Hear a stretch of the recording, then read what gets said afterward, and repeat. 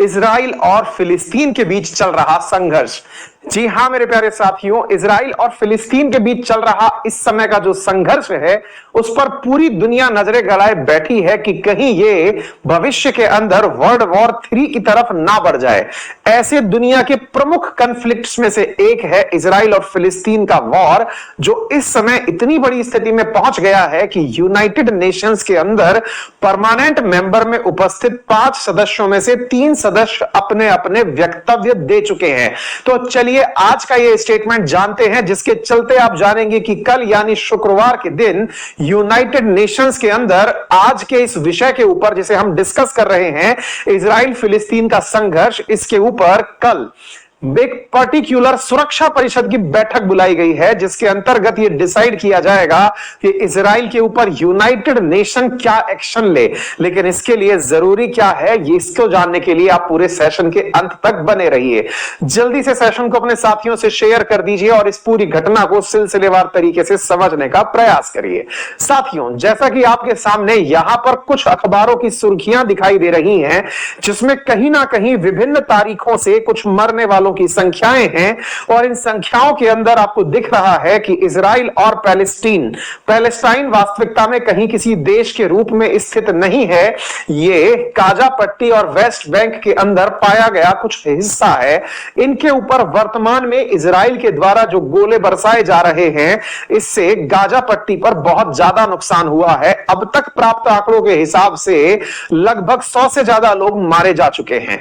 आइए अब जानते हैं कि यह पूरी घटना है क्या, कहां से शुरू होती है और क्यों ये बहुत ज्यादा जरूरी है जानना कि वो देश जिसने सबसे पहले मास्क लगाना जो अनिवार्य था उसे समाप्त किया कोरोना काल के दौरान, जिसका नाम इजराइल है, जिसने अपने देश में लगभग 91 लाख की आबादी पर कोरोना वैक्सीनेशन का उपयोग करके देश के लोगों को खुले में घूमने की आजादी दी। वहां लोग ऐसा कैसे घूमने लगे कि अचानक एक दूसरे की जान के दुश्मन बन गए।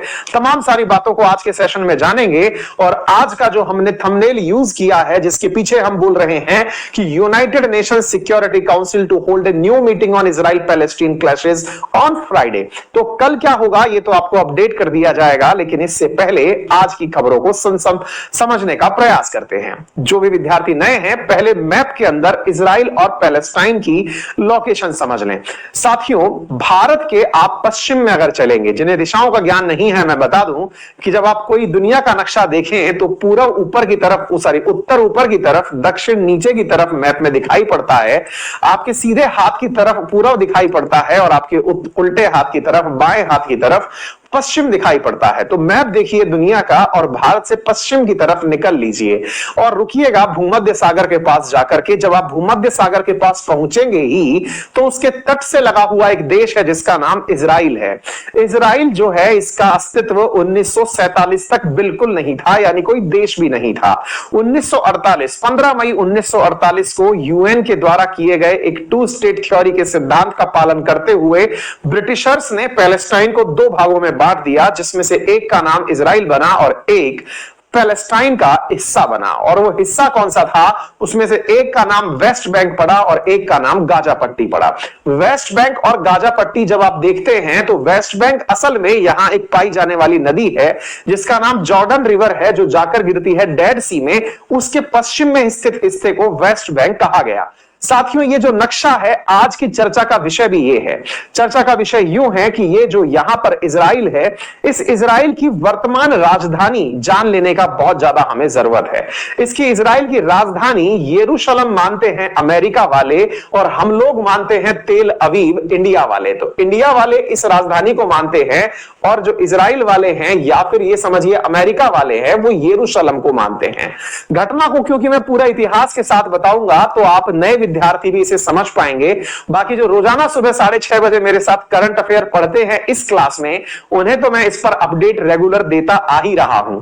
तो जो नए विद्यार्थी हैं उन्हें बताने के लिए इस मैप को बताना बहुत जरूरी है, क्योंकि इसी मैप में जो मध्य में बनी हुई जगह है, जिसे आप यरूशलेम के नाम से जानते हैं, सबसे पहले 8 मई को इस यरूशलेम के अंदर लड़ाइयां शुरू हुई। क्या हुआ था साथियों, यरूशलेम के अंदर एक मस्जिद है जिसका नाम अल अक्सा मॉस्क है।